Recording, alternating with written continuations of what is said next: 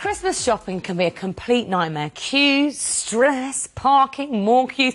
So avoid the grief and the horror, stay home and make edible gifts. Your friends will think you've gone to a whole lot of trouble, but as Beverley Glock is going to show us, it's much easier than you think. I mean, it's the kind of thing you'll romanticise, isn't it? By the way, welcome to the show. Yeah, thank you. I have to say, looking at the things you've brought in, I'm very excited. Because if it really is easy and the result is this fab, I might even give it a go myself. Yeah, it's so easy. These are mini Christmas puds, but they're chocolate. And all you do is melt chocolate, butter, golden syrup, and then you bash up some digestive biscuits. And great if you're on a really bad time shopping. Yeah, exactly. Brilliant. You can make them alcoholic if you like, soaking some raisins or currants in brandy or rum for a couple of days. And you literally, rather than making it into a cake by putting the digestive at the bottom, you just mix the whole lot together. Everything in together. You melt it and you bung everything in together, and then let it cool for about 10 minutes, and then just press it into little balls like this. And these little paper cases are just exactly what you'd make like truffles or something in. You get them from, where would you buy yours from? Well, we sell them, but we get them from the supermarket as well. Yeah, in fact, you can see them in the cake section of the supermarket. Yeah, absolutely. And you put them in like that and you squash them down. I presume you let them cool at this stage. You do, and you pop them in the fridge, and they will actually keep for up to a week in the fridge anyway. And then to do the toppings, this is sugar paste. I was going to say, because I can't make icing. This is Play-Doh for grown-ups. Is it? It comes, you can get in the supermarket, it comes in blocks, or it comes ready rolled, the real cheats method. It works exactly like Play-Doh. You can squidge it, you can model it. So if you muck up, you can keep putting it back together and re-rolling it. Keep re-rolling it. And again, that's something you can sometimes buy in supermarkets, but if not, you can get online. Yeah. Brilliant. So, funky flour cutter, cut the shape out. Great. You can use any kind of pastry cutter for that, and then we need to stick it on the top, but first we need to stick this gorgeous And this glitter is, you can eat this. It's food safe. It's completely food safe. In fact, you were telling me earlier that you put it on your lipstick. We do, put it on lips, put it on noses, put it on everything. Glitter it on your hair. God, I bet Christmas is the right laugh in your house. It's fantastic. You're probably getting the glitter out of yourself till Easter. Yeah, definitely. So you've just wetted that. Just wetted it with a wee bit of water, dunk it in, wet the top to stick it on, and then just look at that. Squid so pretty. That on, and it doesn't matter if it's wonky because it's going to look like the icing on the Christmas pudding. And then we're going to make little berries to go on. And again, this is coloured sugar paste. And it's exactly the same as the white stuff, but just... thing. You can buy this ready coloured, or you can actually buy the colours and colour it yourself. Do the cheats method and buy it ready coloured. Okay, and I'll try and just to see if I can manage to get a leaf. Mine's a bit big, my leaf, a bit clumsy. Doesn't matter. It all looks fantastic. And then you put them in a box together like that, and they they look just fantastic now. Yeah. And the boxes again, you can get it at gift shops. You can get it in gift shops. You can get it online, card shops, anywhere really.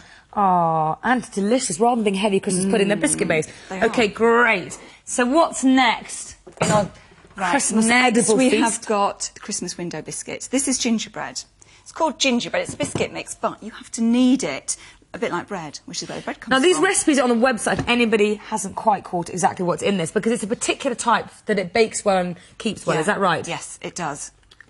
And you can make loads of dough up. You can freeze it. Again, it will freeze for up to a month, and then it should keep for up to when they're ready made. So go and tell us what's the why it's a window.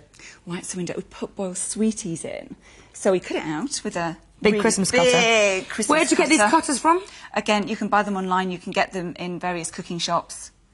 Fantastic. And then to get the window, this is just a small cutter. Okay. Or you can just cut around the bowl sweetie. Press that in.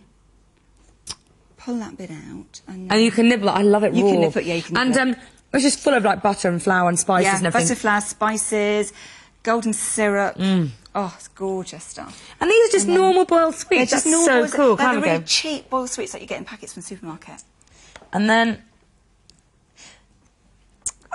Oh, that's so cool. Really and then easy. if you want to put ribbon round it, you need to make sure you put a hole in the top just with a skewer or something.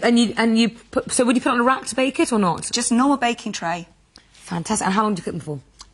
Depends on your oven. 5 minutes in an Naga, normal oven about 8 to 10 minutes. And they end up looking like these, and that's where the ribbon's gone. Yeah. And they don't melt out. I'm surprised. They do. They melt when they're in the oven, so they will actually splay out. But you'd need to leave them on the baking tray for about 10 minutes after it comes out to let the gingerbread harden, and also to let the bowl sweets cool down and go hard again. Fantastic.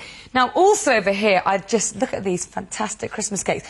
Now, this is such a great idea. You've got normal Christmas cake mix, yeah. and rather than using a going out and spending all sorts of money on a baby baking tin. Yeah. You've actually got, what's this? Baked bean tin. That's so clever. Yeah. And you've lined it exactly like you lime a normal baking tin, your cake tin rather, and then you end up with this little fella. Isn't he cute?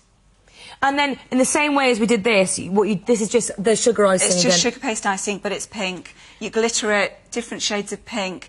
You put a circle of marzipan, a circle of white icing on there, and then put your toppings, and then finish it off with some ribbon. And I love this little trick of yours. You've actually got a tube here of the icing that you get in a normal sort of, cake shop. Yeah, and you use that instead of sellotape, so everything on it is... And I bet the kids have a great time making this stuff. They have a great time. And I think, I mean, look at them, they look great, but the kind of thing I can imagine, it wouldn't really matter, how they ended up. If you've made them yourself, people just think, it's the wow factor. Yeah, and if you can't get the boxes, then just lump a seller up, which you can get from most florists, and ribbon. I might pinch one and give it to William for his Christmas present if he's really nice to me. What do you reckon? I think Beverley, really nice. That was just absolutely fantastic. Thank you so much.